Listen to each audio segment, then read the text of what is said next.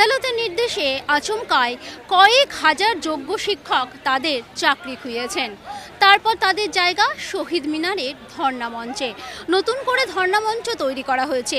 সেখানে যোগ্য শিক্ষকরা সকাল থেকে অর্থাৎ সকাল 10টা থেকে তারা এসে বসেছেন এবং এই মুহূর্তে দেখা যাচ্ছে যে যোগ্য শিক্ষক যারা রয়েছেন তারা ব্যস্ত রয়েছেন, নিজেদের কাজ করছেন।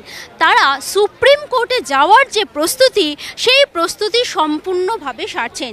তারা পিটিশন ফাইল করবে, তার জন্য যে সমস্ত প্রস্তুতি দরকার অর্থাৎ আদালতে যাওয়ার, সুপ্রিম কোর্টে যাওয়ার জন্য তাদের যে সমস্ত ডকুমেন্টসগুলো দরকার, যার মধ্যে ওএমআর শিট রয়েছে এবং অন্যান্য যে সমস্ত ডকুমেন্টসগুলো দরকার সেগুলো তারা ফাইল করছেন। তারা বলছেন যে জেলা ভিত্তিকভাবে কিন্তু একটা প্রস্তুতি নিয়ে তারপরে ফাইনালি তারা যাবেন উচ্চ ন্যায় আদালতে।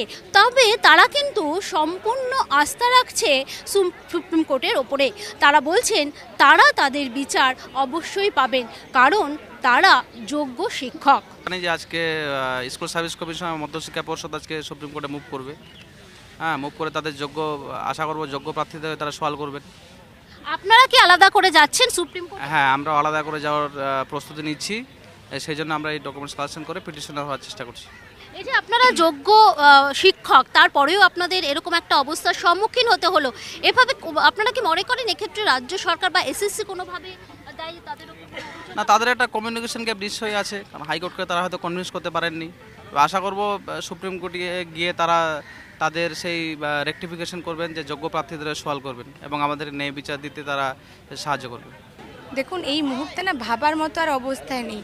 হঠাৎ করে এরকম রায়, মানে আমাদের ওপর পুরো মাথার উপর আকাশ ভেঙে পড়েছে।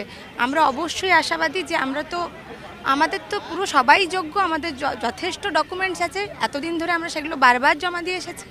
এবার আমরা সবাই সুপ্রিম কোর্টের ওপরই ভরসায় রেখে আছি। আপনারাও যাচ্ছেন? আমরাও যাব।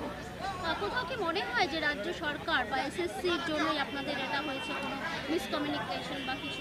দেখুন, এ ব্যাপারে আর কিছু বলার মতো নেই। মানে আমরা কি বলবো, কিভাবে দেখব, এগুলোর সব ঊর্ধ্বে চলে গেছে। হঠাৎ করেই আমাদের ওপরে এই রায় এসে পড়েছে, কারণ আমরা এতদিন জানি আমরা যোগ্য, তাই আমরা এই নিয়ে খুব একটা কেউ ভাবিনি। হঠাৎ করে যখন সবার চাকরি চলে গেছে, এবার আমরা ভাবতে বাধ্য হচ্ছি যে কারা দোষী আর কারা দোষী না।